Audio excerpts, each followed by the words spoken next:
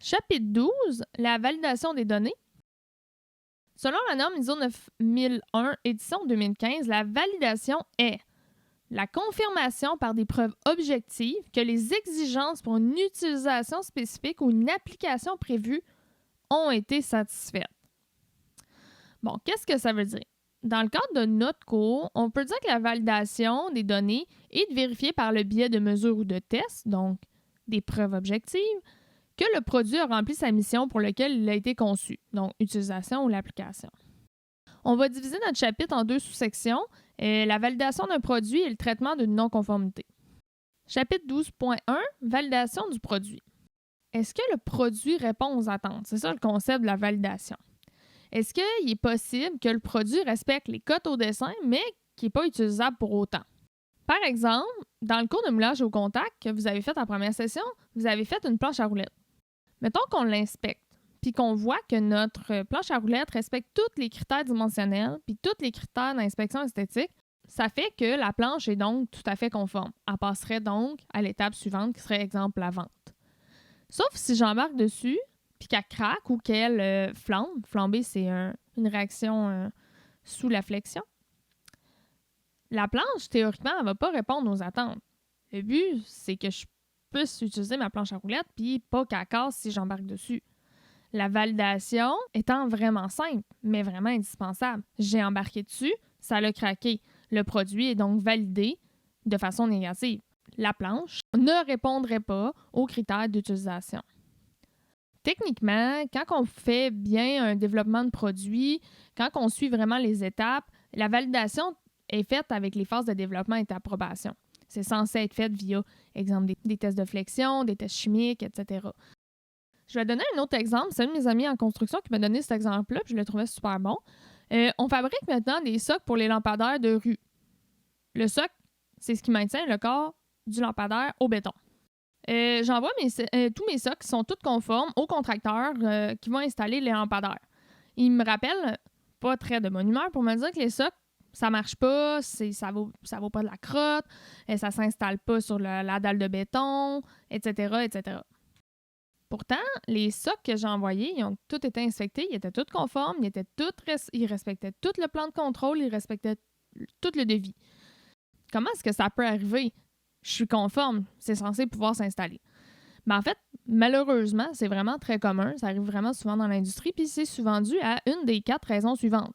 Soit un mauvais calcul de jeu, soit un mauvais tolérancement géométrique, soit un mauvais choix de critères d'inspection dans le plan de contrôle, soit une mauvaise maîtrise du processus dans le temps. C'est donc suite à la validation, donc l'assemblage, qu'on s'est rendu compte que les socles ne répondent pas aux besoins du client, mais ils répondaient aux critères du devis. Le contraire peut arriver aussi. Dans certains cas, on va être non conforme, mais on va essayer, exemple, d'assembler le produit, puis il va rentrer, puis il va remplir pleinement sa mission. En ce sens, la validation permet de nous assurer que le plan de contrôle qu'on a établi et que les tolérances sont conformes et adaptées avec la fonctionnalité du produit. C'est souvent suite à la validation qu'on va soit modifier le plan de contrôle ou on va adapter les tolérances au plan. Section 12.2, le traitement d'une non-conformité. Suite à l'identification d'une non-conformité, il est dicté par la norme de prendre une action. Je ne peux pas juste rien faire. L'action, ça peut être genre jeter la pièce, la réparer, l'accepter telle quelle, l'envoyer avec un rapport de non-conformité, etc. La norme indique aussi que l'action doit être prise par une personne en autorité. C'est pas Jean-Guy ou Ginette, sa production, qui décide que « Ah, c'est bon, c'est chill, on va réparer la pièce ». Ben non, c'est une personne qui est souvent le contrôleur qualité ou le directeur qualité. Le traitement d'une non-conformité, c'est un exercice qui demande vraiment beaucoup de jugement critique et une vision globale de l'utilité de la pièce. C'est rare que vous faites ça quand vous sortez de l'école. Ça prend beaucoup d'années d'expérience pour développer le jugement critique, mais c'est important que vous commenciez pas tout nu. Alors, voici ce qu'on va faire pour vous aider à développer votre raisonnement logique qui va vous permettre de prendre des bonnes décisions. On va utiliser un organigramme de sélection qui présente une série de questions à répondre. On appelle aussi ce genre de tableau-là arbre décisionnel ou logigramme des flux de décision. Si, suite au résultat de l'organigramme, vous n'êtes pas certain, vous n'êtes pas tout à fait satisfait de la réponse, n'hésitez pas à en parler avec une personne d'expérience. Eux vont savoir vous guider à travers le processus. C'est moi, en fait, qui ai développé cet organigramme-là. C'est ce que je faisais comme cheminement mental quand je décidais des traitements de non-conformité dans l'industrie. Il peut en avoir d'autres. Certaines entreprises peuvent développer eux-mêmes. En fait, c'est souvent commun. Ils vont développer eux-mêmes le traitement de non-conformité, le processus. Ça aussi, c'est le genre de choses que vous allez voir beaucoup plus en détail dans le cours de Génie industriel 2. Note importante, dans l'organigramme, j'utilise le terme NC. Ça veut dire non-conformité. Donc, si on regarde un petit peu notre organigramme, on voit que c'est quand même un peu mêlé et mêlant. C'est donc important d'y aller étape par étape puis se poser vraiment les bonnes questions. C'est important d'être honnête lorsque vous répondez. Si vous n'êtes pas sûr, c'est peut-être que vous n'avez pas encore fini votre processus de réflexion. La première étape à faire va être de repartir du travail de l'inspecteur, c'est-à-dire c'est quoi l'écart et c'est quoi les tolérances. Suite à ça, on va se poser la question, est-ce que la non-conformité peut être causée par une erreur de manipulation ou un outil? Ben, si, mettons, ça peut être causé par ça, ben la première chose à faire, à mon avis, ça va être de remesurer. Si c'est conforme, ben obviously, ça va être accepté tel quel. Et si ça reste non conforme, on va passer à la prochaine question. Est-ce que la non-conformité peut engendrer un réel danger pour l'utilisateur ou autre type de danger? On parle, ça peut être une catastrophe, ça peut être un déversement d'un produit dangereux, ça pourrait être un accident quelconque. C'est important de considérer tous les types de dangers. Si la réponse c'est peut-être, je vous conseille de faire affaire avec des professionnels. Souvent, ça va être des ingénieurs, ça peut être dans certains autres cas, à l'étape un autre professionnel quelconque. Mais prenez pas de décision si vous n'êtes pas certain. Faites étudier le cas en profondeur. Si ça peut engendrer un danger, on va passer à la question suivante qui est est-ce que la non-conformité peut être réparée en assurant les performances attendues d'une pièce d'origine? C'est-à-dire, si je répare, ça va-tu être aussi bon que si j'avais pas eu à réparer parce qu'elle était conforme du premier coup? Si c'est non, ben la pièce va être refusée parce que ça peut engendrer un danger puis on n'est pas sûr des performances attendues. Donc, non. Si c'est peut-être, encore là, on fait affaire avec un professionnel qui, lui, va décider pour vous. Si la réponse c'est oui, on va pouvoir passer aux étapes de réparation. Je vais venir un petit peu plus tard à la réparation. Donc, s'il n'y a pas de danger associé, qu'est-ce qu'on fait? Ben, on va se poser la question, est-ce que la non-conformité peut engendrer une limitation au niveau de la fonctionnalité? On va travailler finalement avec le concept de vérification. Ça va-tu marcher ou ça ne marchera pas? Si ça n'engendre pas de limitation, on va passer à l'étape suivante qui est est-ce que la non-conformité peut engendrer une réelle insatisfaction auprès du client? Si la réponse c'est non, ça engendre pas, c'est pas dangereux, ça va marcher pareil, puis le client ne s'en rendra pas compte parce qu'il n'y a pas de réelle insatisfaction, bien acceptez la pièce telle quelle, il n'y en a pas de problème. Si la réponse est je suis vraiment pas sûre, peut-être que mon client ne serait pas tout à fait satisfait, n'hésitez pas à communiquer avec eux. En général, la communication, c'est hyper important.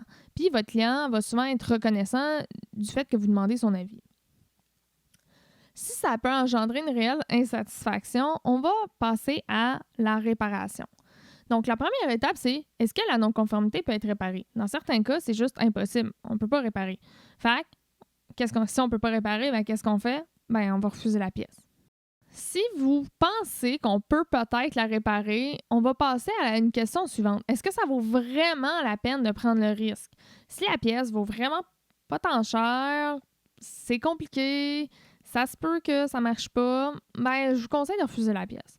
Si la pièce vaut cher, on a mis beaucoup d'efforts, ça vaut peut-être la peine de la réparer, puis que le risque est là, on va pouvoir passer à l'étape suivante. Si on peut réparer la pièce, sans l'ombre d'un doute, on va passer à l'autre étape qui est est-ce que ça vaut la peine de réparer? Il faut faire un ratio prix de réparation versus profit. Ça va prendre combien de temps à réparer ça? On s'entend, ça va hypothéquer quelqu'un à la finition.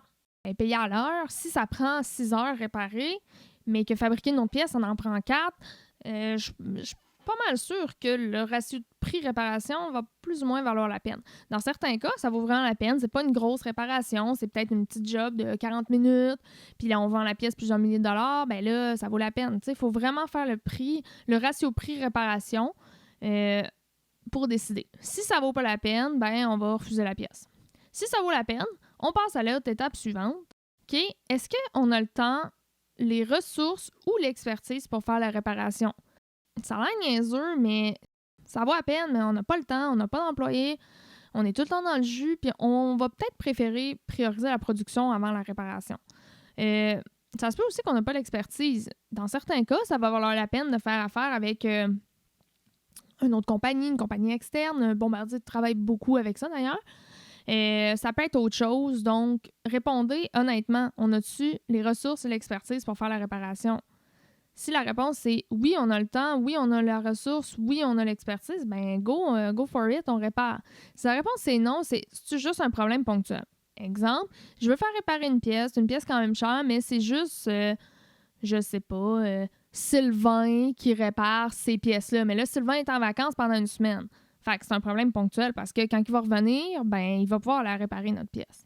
Si c'était juste Sylvain qui savait le faire, il a démissionné ou il est parti à la retraite, puis ciao bye, puis j'ai plus l'expertise, ben là, on refuse la pièce. Si je sais que je suis tout le temps dans le jus, j'ai pas le temps de réparer, même si ça vaut la peine, même si j'ai l'expertise, mais j'ai zéro le temps, puis que je sais que j'aurai pas de relaxation au niveau de la prod avant au moins 3 mois, ben ça vaut peut-être pas la peine de garder dans la poussière la pièce pendant 3 mois, tu sais.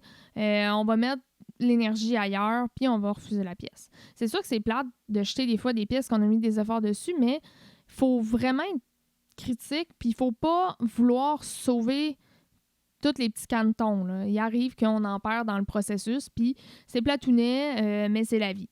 Fait qu'il faut apprendre à vivre avec ça, puis il faut apprendre à être critique par rapport à la situation. Maintenant qu'on a passé au travers l'organigramme, je me suis dit que ça allait être une bonne idée de vous faire un exemple actual de ce que vous pouvez trouver en entreprise, puis comment est-ce qu'on fait pour décider si ça vaut la peine ou pas la peine. Donc, on va faire l'exemple suivant. Vous êtes contrôleur qualité dans une entreprise qui fabrique des échelles en composite. Vous recevez un rapport de non-conformité pour un barreau qui est produit par le procédé pultrusion. Si on regarde, on voit qu'on a 2 non-conformités. On voit qu'on a une non-conformité au niveau de la longueur, puis on voit qu'on a une non-conformité au niveau du laminage, qui est une zone sèche en dessous au centre. On va traiter les 2 conformités à part, mais on va utiliser l'organigramme de sélection. On va commencer avec la longueur du barreau. On se rend compte que notre barreau est trop court, de 0,5 mm en dessous de la tolérance. Bien, 0,5 mm, puis on est plus ou moins 1 mm, ça représente 50 %. Quand tu y penses, c'est vraiment beaucoup. La pièce est mesurée par une règle métallique graduée au millimètre. Si on se rappelle, on a vu que les règles sont précises à la demi-mesure, donc précises au demi-millimètre. L'écart représente donc la précision de l'outil. Ça se peut que l'inspecteur ait fait une erreur de mesure. Là. On ne dit pas que c'est des pas bons, là, ça arrive à tout le monde. Donc, moi, je prendrais la décision de la remesurer. Suite à la deuxième mesure, on se rend compte que la pièce est encore trop courte. Ça veut dire que l'inspecteur n'a pas fait d'erreur. Donc, on va passer dans l'organigramme. Question 1. Est-ce que le fait que le barreau soit trop court de 0,5 mm représente un réel danger pour l'utilisateur? 0,5 mm, moi, je dirais non. C'est pas un danger pour l'utilisateur. Deuxième question. Est-ce que le barreau trop court de 0,5 mm peut engendrer un problème au niveau de la fonctionnalité? Ah ben ça demande plus de réflexion. On va commencer par réfléchir à comment est-ce que le barreau est assemblé à l'échelle. Comment est-ce qu'il va travailler? Si le barreau était trop long, ça aurait peut-être engendré un problème au niveau de l'assemblage. Ça aurait été peut-être plus compliqué. Sauf que là, il est trop court. Bon. Comment est-ce que c'est attaché? Bien, en fait, les barreaux vont être attachés au corps de l'échelle avec un équerre en dessous. Puis, on va venir faire un joint de colle pour solidifier et faire une meilleure finition.